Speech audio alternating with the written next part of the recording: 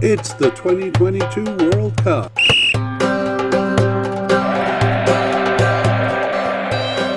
It's the squad update for Canada. Hello and welcome to the International Soccer Preview by Soccerphiles Canada. I'm Kevin. And I'm Connor, and today we are updating Canada's squad for the 2022 World Cup. Yes, we've done a mediacast on the groups, which took a close look at Canada's team, as well as a player mediacast, which went through each of the candidates for making the final squad. And there are also short versions of these. The player edition ended with a prediction of the starters, and we're going to do the same thing here. Yeah, so this mediacast is an addendum to that. In other words, we won't be repeating all of that, but we'll be summarizing the key information and adding on to it. So it's not necessary to listen to that previous version, but the conclusions we draw here are both based on that information and explained in more detail there. So we recommend the full player media cast, but if we have time, we're hoping to release a player version focused solely on the final squad, giving the bios of just those 26 players.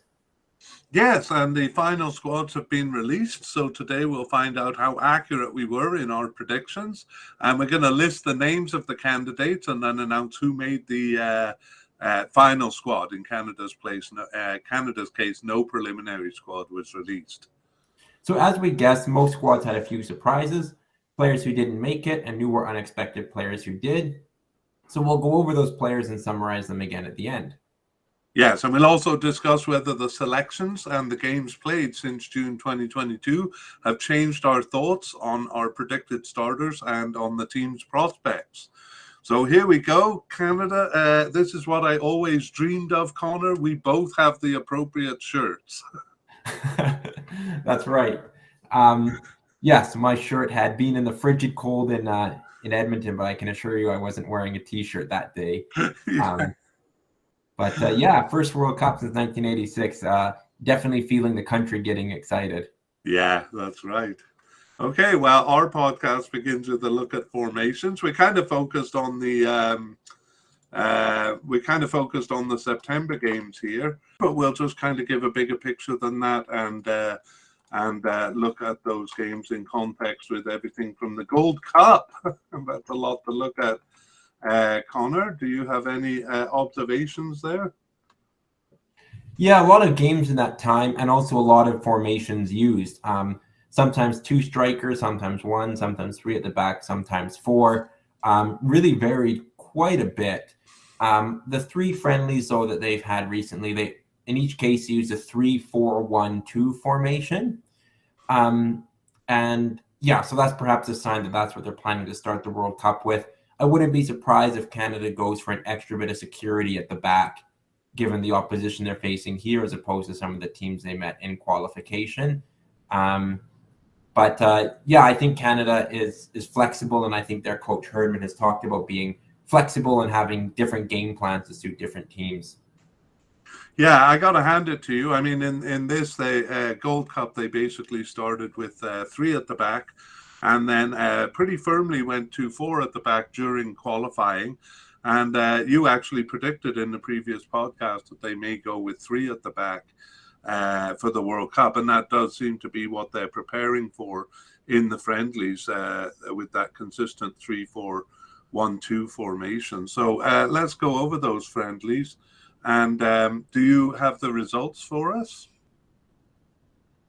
Yeah, so it started actually with a match against the host Qatar. That was played in Austria, and that was a 2-0 win for Canada, so that was quite good. Yeah. Then they played in Slovakia against Uruguay. That was a 2-0 loss. And then finally they have a friendly in Bahrain against Bahrain, and that one ended in a 2-2 draw, I believe. Okay. Yeah, that was a draw.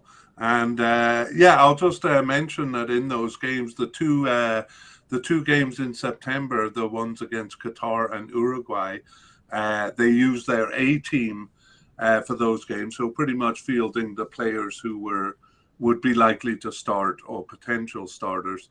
The last game in November against Bahrain was a B team game, and even the subs they brought on were kind of B team players. So just a couple of starters used in that game.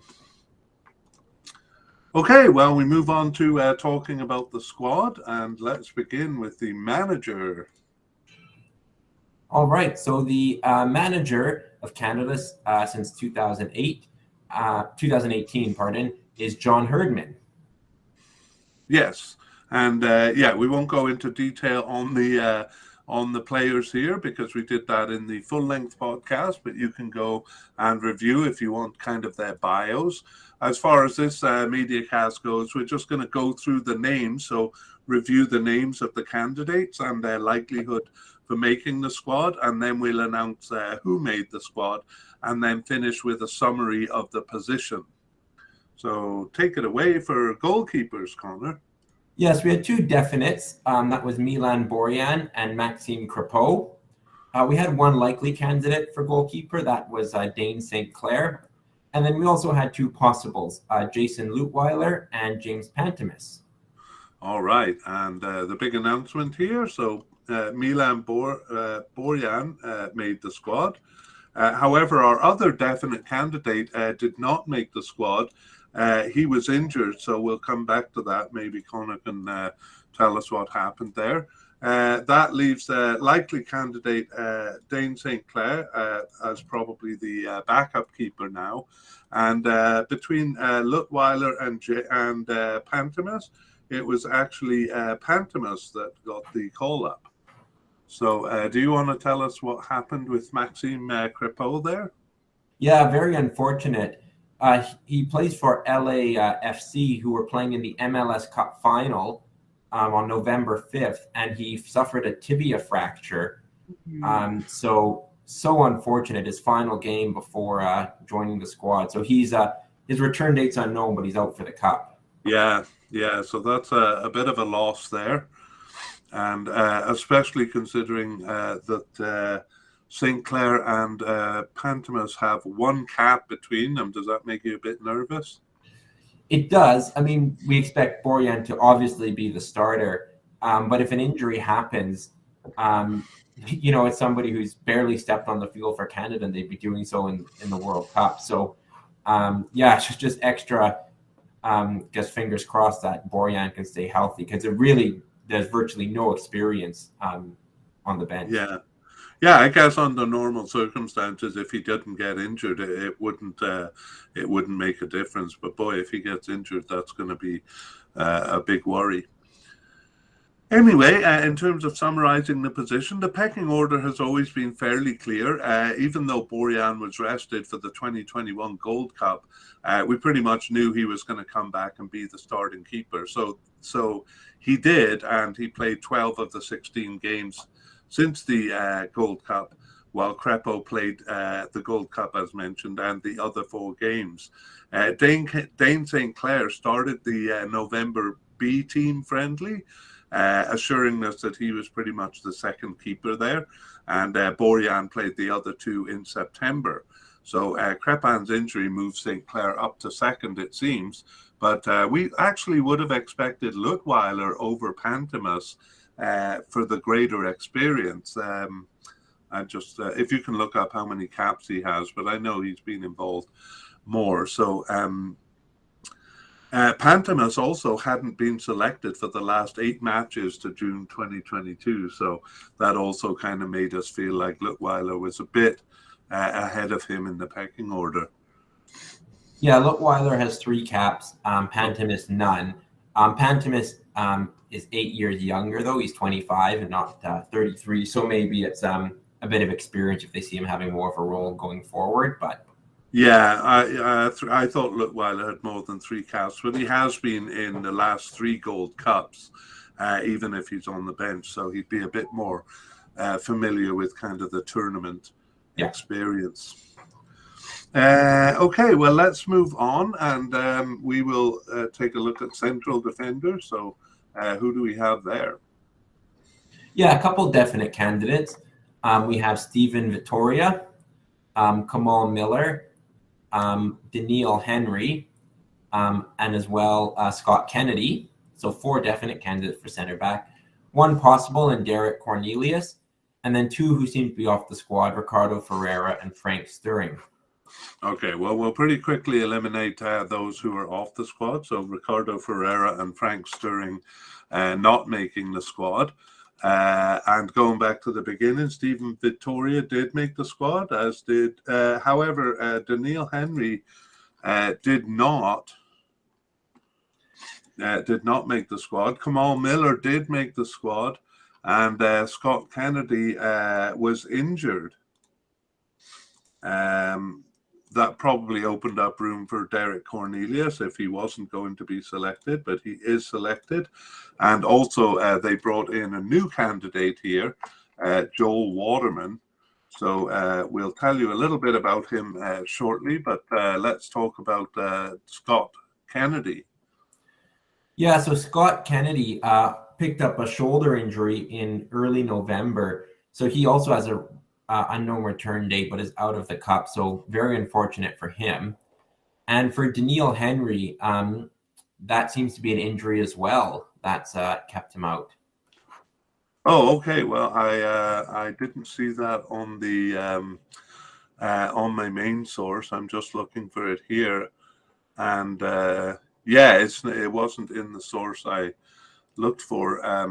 So I'm a bit taken by surprise by that one, because we did have him as a definite candidate. Okay, well, let's look at the new candidate, Joel Waterman, since we didn't kind of cover him in the main podcast. We should give a little bio of him here. Joel Waterman last appeared actually for the team in March 2021 until he was called up for the last warm-up game before being named to the preliminary squad. So returning to the squad after a long absence. Yeah, he's a 26-year-old defender who plays for Montreal in MLS. Okay, so two defenders out for us there. We'll maybe try to find a bit more information on what exactly it is for Daniil Henry, but meanwhile we move on to left backs. Oh no, I got to summarize the position here. So a summary of central defense. Vittoria and Kamal Miller have been the mainstays since the 2021 Gold Cup. Right back Johnson seems to be the main one to come in when it's a three-man defense. In the September friendlies, it was Waterman given a tryout. Actually, no, Waterman was in the November friendly. In the September friendlies, defensive midfielder Piet played in the B team game there in November. And then exactly what we said for the September games, it was Vittoria and Miller, accompanied by right back Johnson in that three-man defense. Yeah, and just an update on Daniil Henry. It appears to be a calf injury that was suffered right before that game with Bahrain. So another November injury for Canada. Very unfortunate. That is too bad. Okay, we'll mark him in red. Thanks for checking that out. And now we are ready to move on to left back. So who do we have for candidates? Yeah, so we have, as a definite candidate, Sam Adekubi. And as possible candidates, we have Raheem Edwards and Christian Gutierrez. Right, and in the original podcast, we did have Kamal Miller here because he was coded as a left back. We moved him to centre back, and I see that now my main source is coding him as a centre back. So, in terms of who made the squad, Sam Adekubi was selected, and however, Raheem Edwards and Christian Gutierrez were not selected.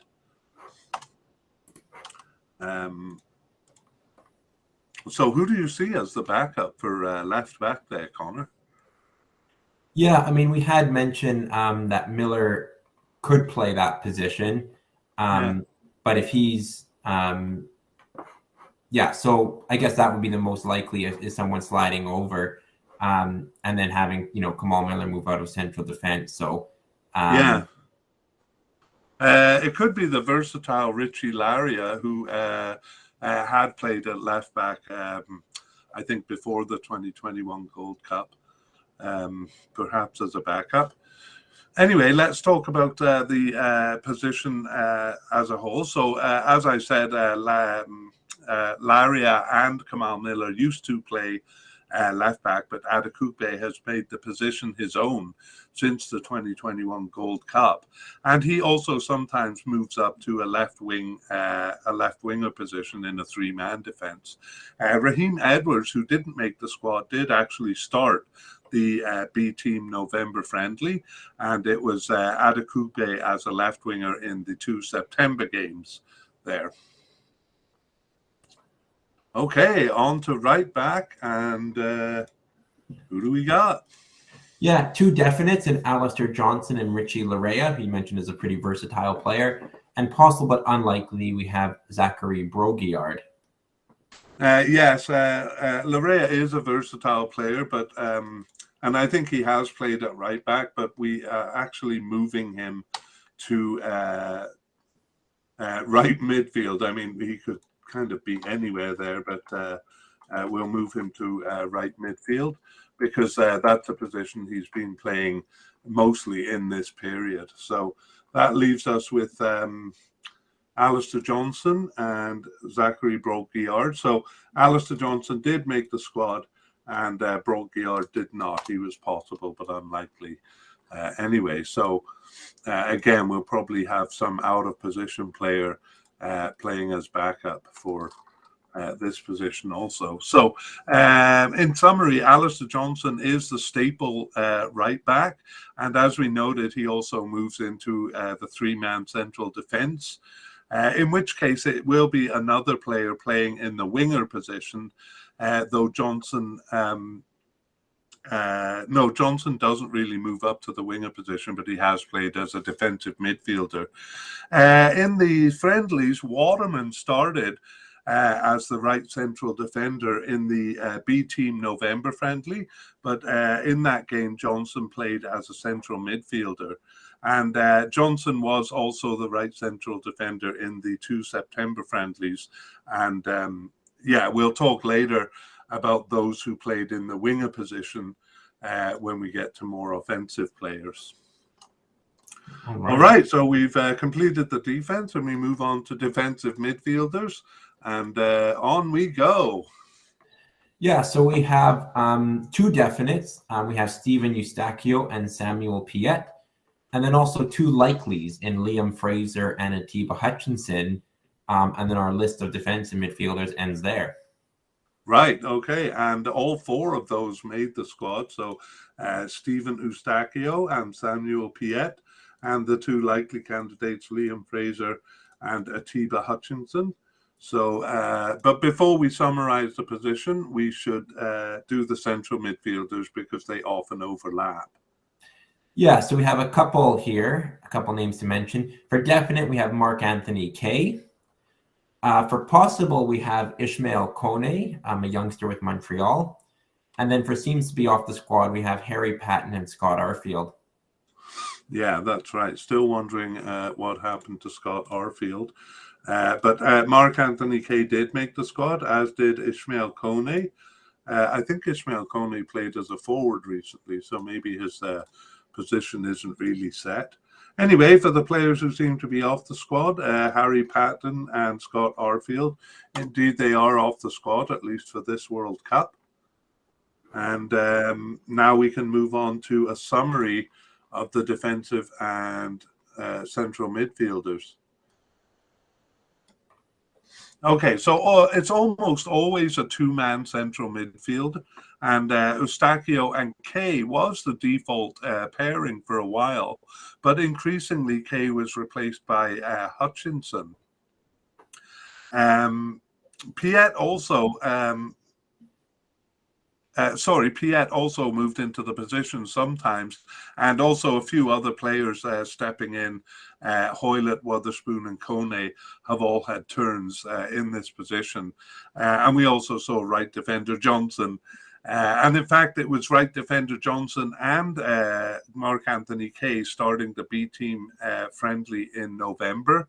But for the 2 September friendlies where they basically used an A team, it was Eustachio, and perhaps a bit surprisingly, Connor, Eustachio and Piet, the pairing in both of those September friendlies. Yeah, a little surprised with Piet. He seems to be kind of the perpetual sub. So yeah, I think he'll go back to that role, but yeah, you never know. Yeah, Hutchinson is 39 years old, but he'll be desperate to get on the field after having such a long career with Canada. Yeah, yeah, and he did kind of, well, we're going to say when we predict the starters, I'll save it for then, whether we prefer Hutchinson or Kay in that position.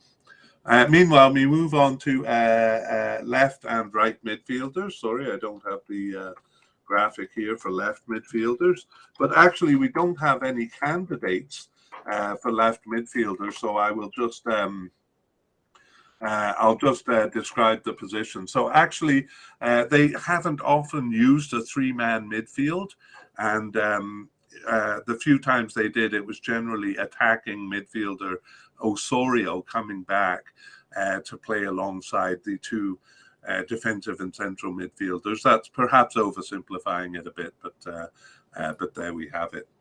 Let's move on to right midfielders because we do have a couple of candidates, or actually we're just kind of moving Richie Laria here because it's kind of a convenient place to do so.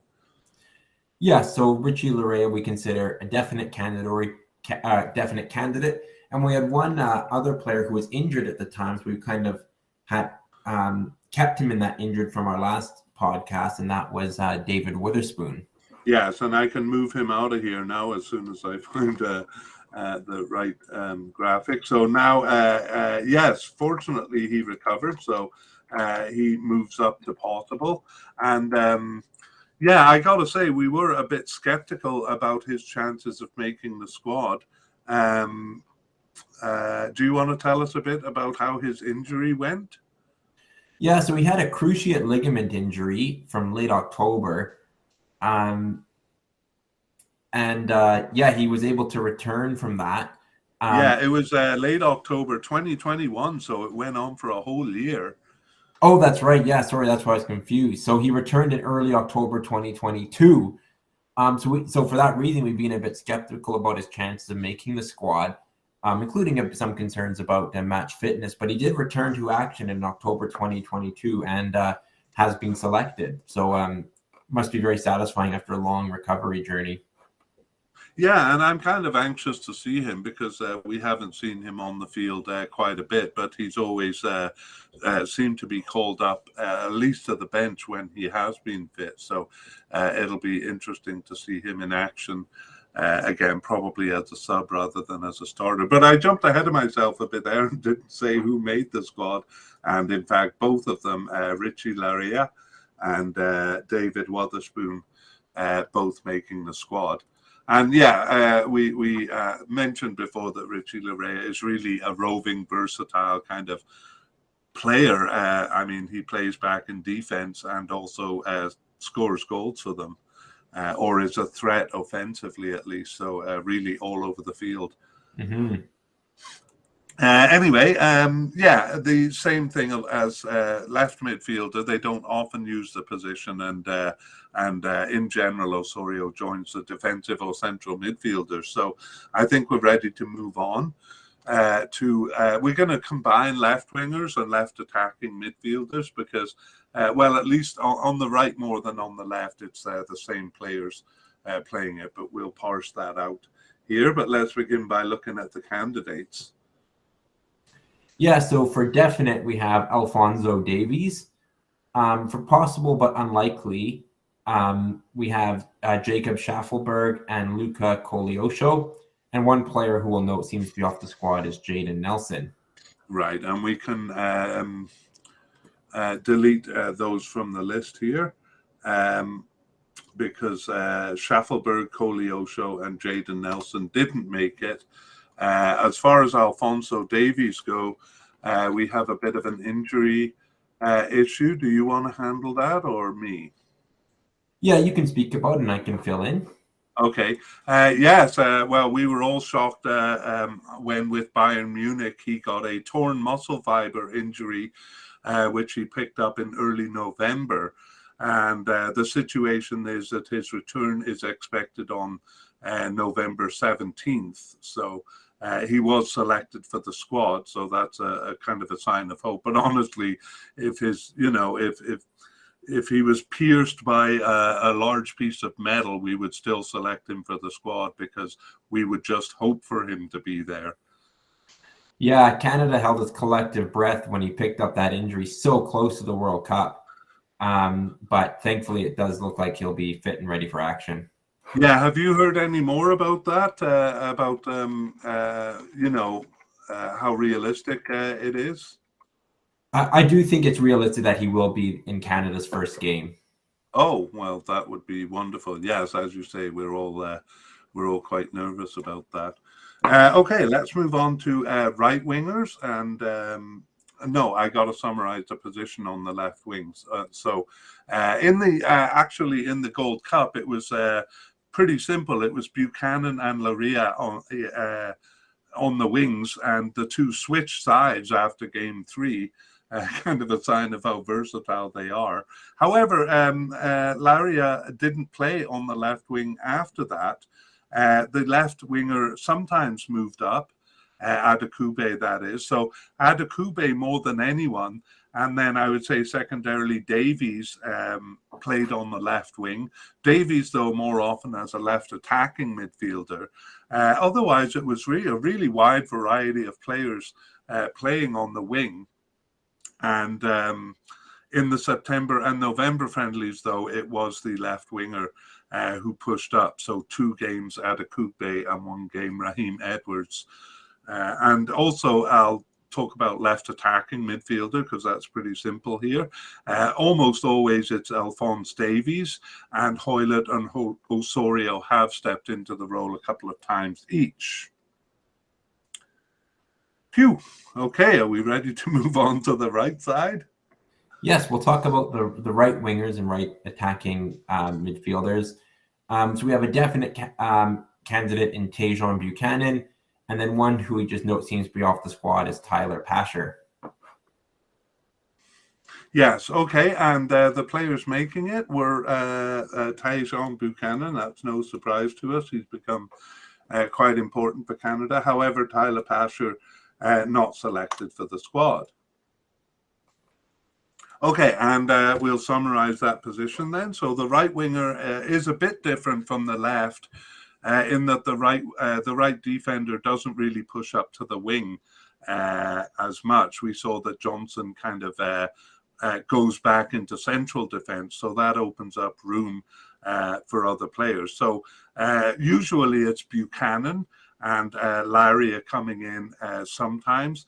And in some instances, like a 3-2-2-2-1 formation, it can actually be both Larry and Buchanan playing on the right side there.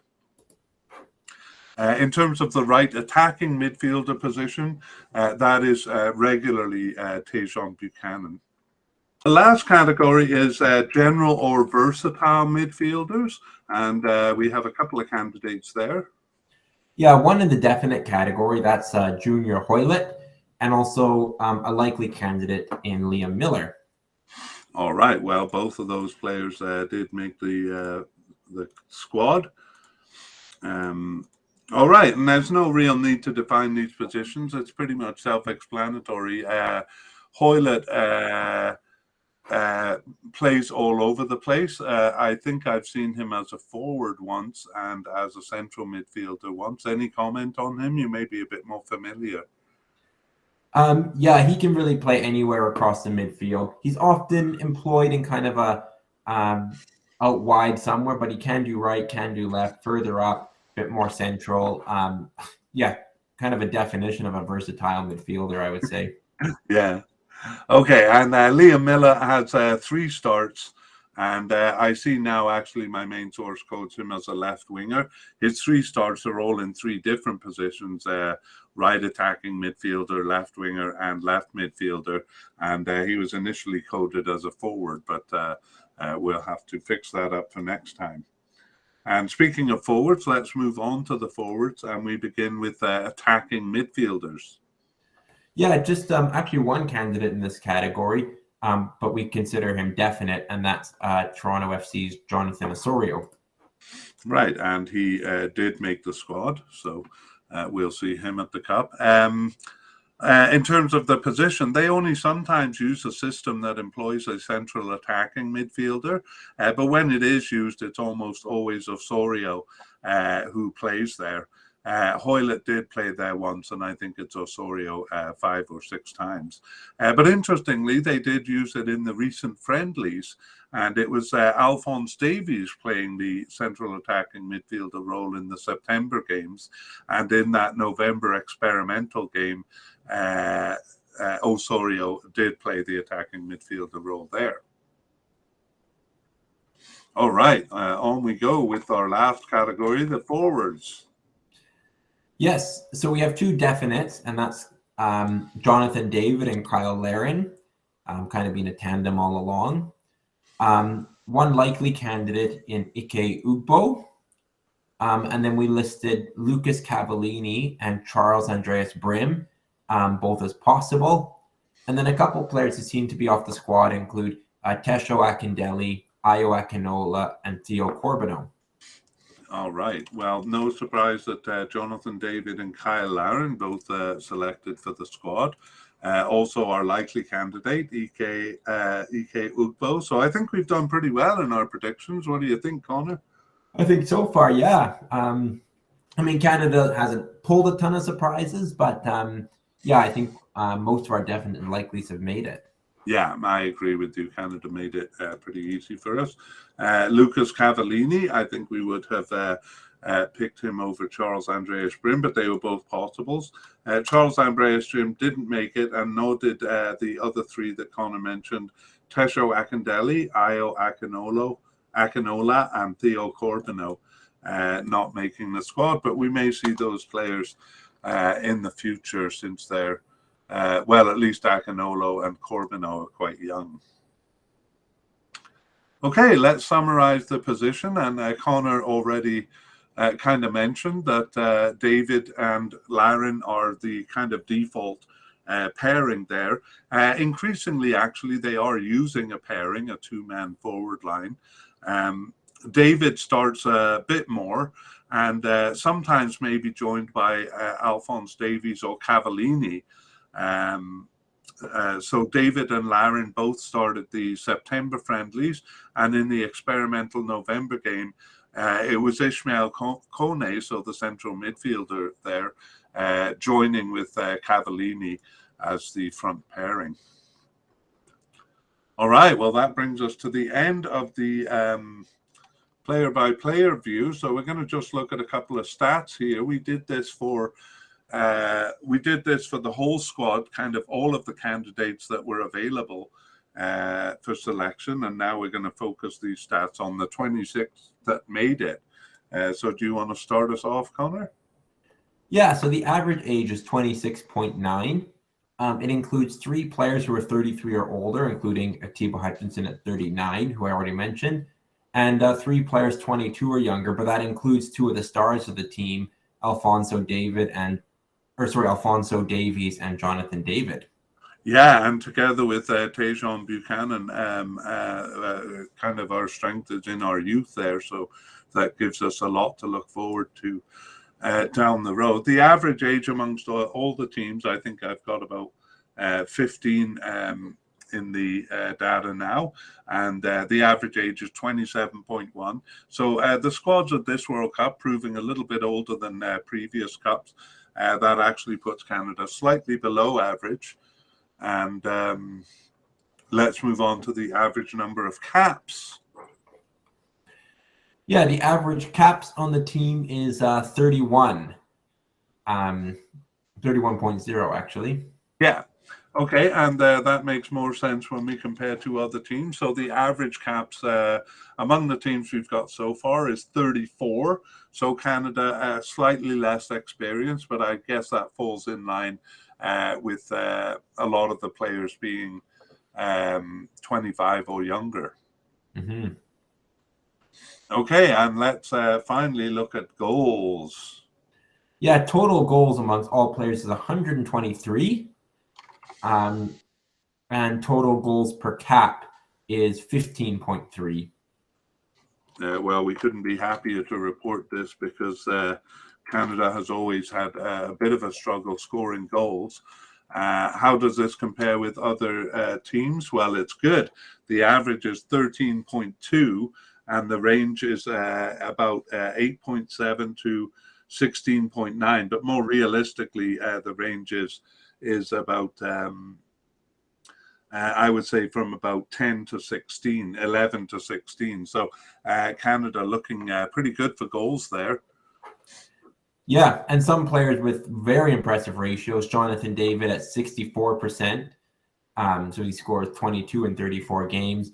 Kyle Larin at 46, Lucas Cavallini 51. So three players are kind of around 50 or above is really good. Yeah, I mean those are really good numbers. Even Alphonse Davies 35, 1 in 3 games is a really good number. So we're delighted to have some scorers, having been a bit dry on that in previous years, hey? Absolutely, yeah. A long historic weakness of Canada. Yeah. Now it should be said, they unlike a lot of the other CONCACAF teams, they did do the kind of first round of qualification, and they were getting some pretty high scores against weak Caribbean teams. But we always kind of maintained, first of all, the all of the CONCACAF teams should have played those games, but it actually works out to the favor of those who did play them, because we seemed a bit sharper coming into qualifying, as did the other teams. Panama, particularly, seemed a bit sharper coming into that final round of qualifying. Yeah, no, I agree. I think it did help just to figure out what the team is. I mean, a lot of countries don't have that many opportunities to play together, but this Canadian team has had a very long qualification campaign. I think they've had they played among the most number of games of any team. So that's probably helped them gel it as a squad. Yeah, which is ironic, because another problem we always used to have was finding games to play. You know, we weren't really in a region that had its own competition or anything like that. All right, let's finish with some summaries then, and we'll start with notable non-selections. All right. So notable non-selections. Really, just Jason Lutweiler is the only one we have. Yeah, we're kind of digging a little bit here, and that was more a result of our discussion in the previous podcast.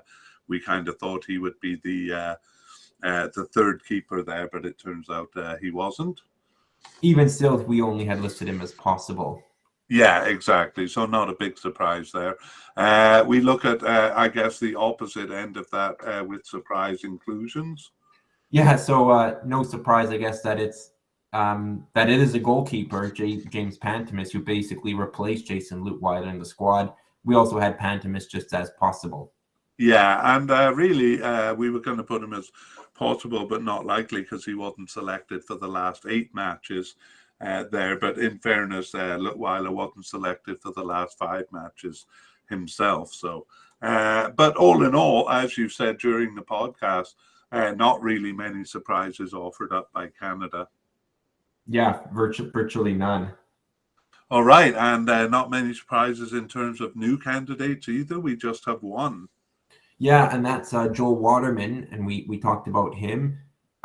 He's a central defender, and when we talk about injuries, you'll see why they are calling up a new central defender. Yeah, exactly. So I said new candidates. We should be saying new selections now. But let's do an update on injuries. We have a few categories here. The first one is have recovered from injury. Yeah, so that was David Weatherspoon. We talked about him. He was out for a year, but he's back now. Great. And we have injury doubts as the next category. This would be players who are injured right now, but they're still on the roster, and there are hopes of recovery.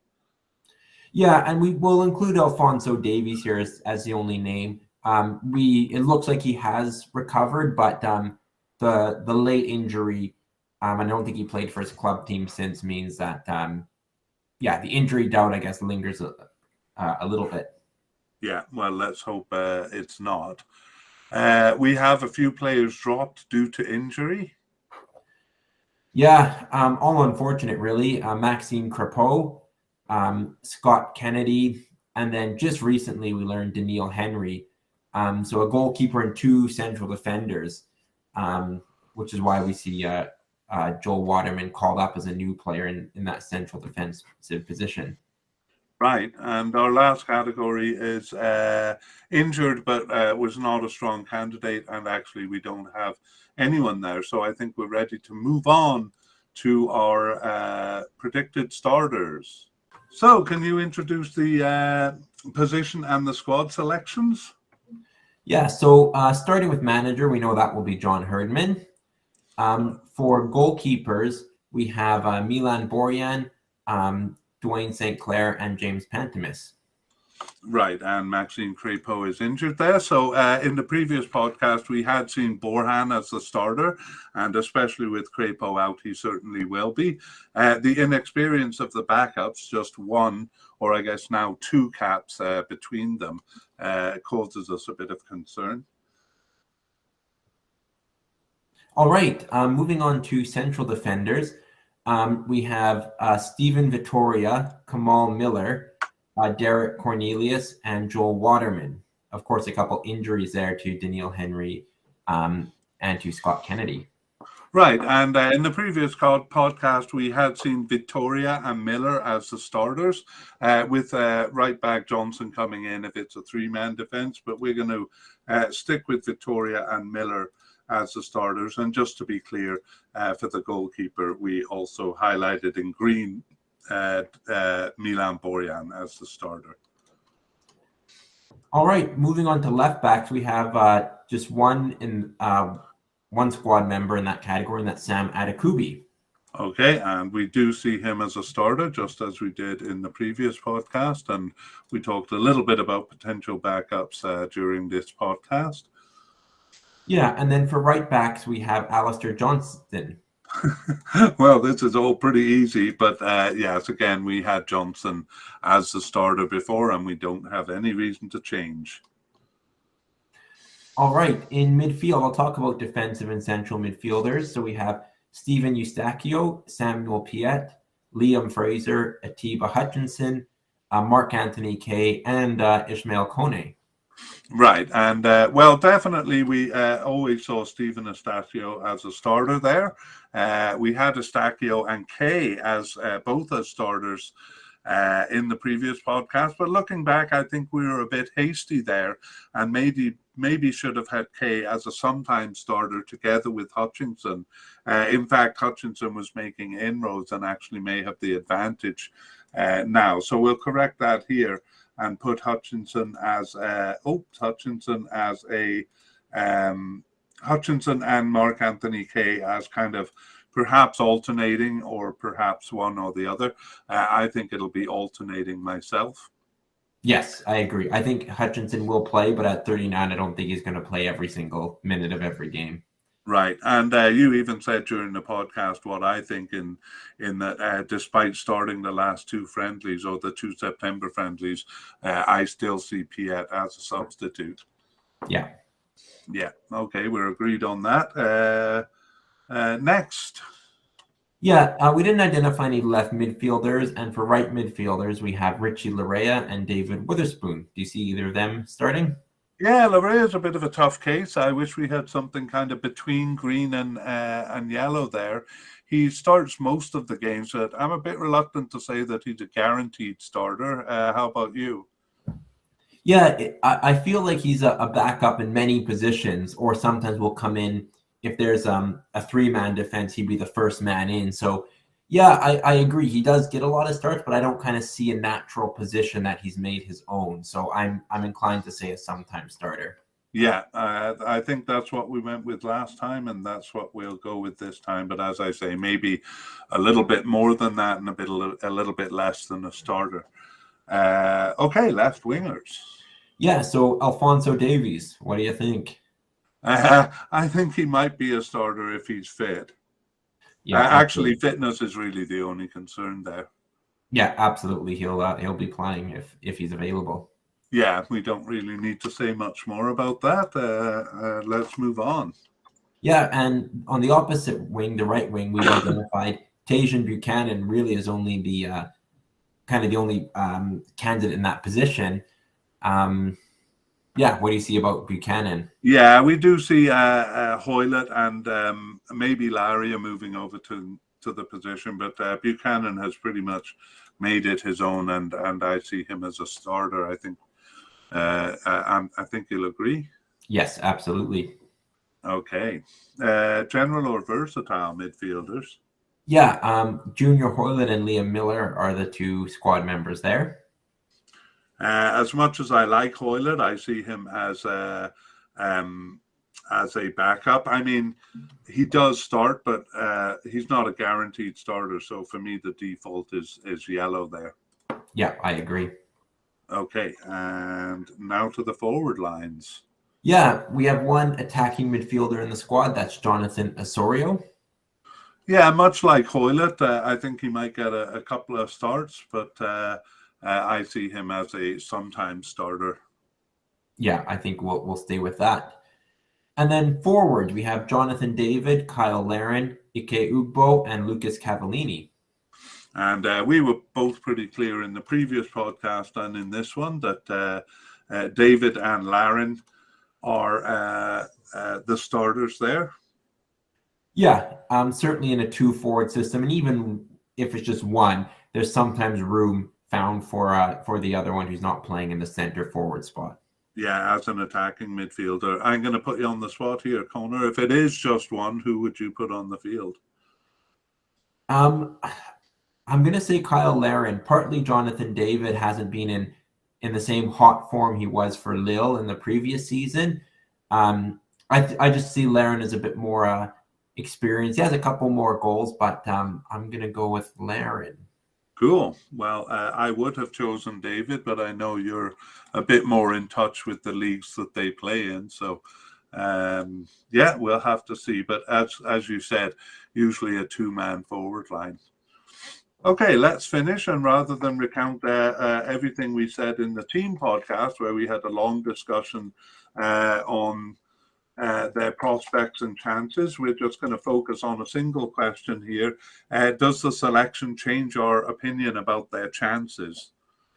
I mean, really, the squad is what we thought it would be. I think a couple injuries in center defense are worrying, but as you talked about, the players who are out, we didn't necessarily consider them starters anyways. So I think Canada's probably going to be able to start its strongest lineup. Davies is healthy. We kept some of our key players healthy going into the World Cup. So I think that alone is kind of reason for optimism. Yeah. I would say, I think we'd be freaking out a little more about Alphonse Davies being injured had we not won World Cup qualification with him there only half the time. And in the Gold Cup too, we kind of learned to play without him. So as big a loss as that might be, I don't think it would alarm the team as much as if he had always been playing. Yeah, I think that's a very good point. I think outsiders kind of see Canada built around Davies, but really in the qualification, like you said, he wasn't there half the time. Still an important player and arguably our best player, but it's not a debilitating loss. Canada can get results without him. Great. Hope he's yeah. in. All right. And do you recall the chances we gave to Canada as a team just quickly? I don't think I predicted them to get out of the group, but I think it's possible. I see it as being a very, very competitive group, especially for the second spot. I think Belgium will win the group. Yeah. I think I don't know if we landed on it. I know my own opinion was an outside chance of snatching the second place spot. They may take the other teams by surprise. But honestly, Connor, we said that going into World Cup qualification that, well, maybe they'll make the World Cup. Maybe they won't. We'll be happy if they put in a good foot, And lo and behold, they surprised us. So maybe we can. I do think if you're looking for a dark horse across the entire World Cup, Canada could be it. Massive surprises to USA and Mexico in qualification. A young, exciting squad that may be underestimated by some European teams, especially. I think Canada are a great dark horse. If you're a betting person. Yeah, and if you're a fan, I mean, at least I'm just happy to see them there. I don't really have high expectations. I don't really think they can disappoint me. I just like to see them able to show their stuff a little bit. And if they end up losing the game, I wouldn't be too upset. Yeah, I agree. I could accept a valiant defeat, but hopefully we'll see some wins. Right. All right. Well, that brings us to the end of the podcast. And keep in mind, we may be editing together a list of the bios of the 26 final candidates. If we do that, it'll just be an editing job rather than a new podcast. And if we do it, it'll probably come out in the first few days of the Cup. But we are kind of running out of time, so I'm not sure it's going to happen. Yeah, and meanwhile, keep an eye on us at Soccer Files Canada. That's Soccer Files with a PH in the middle and an S at the end. And our website, which is soccerfiles.captivate.fm.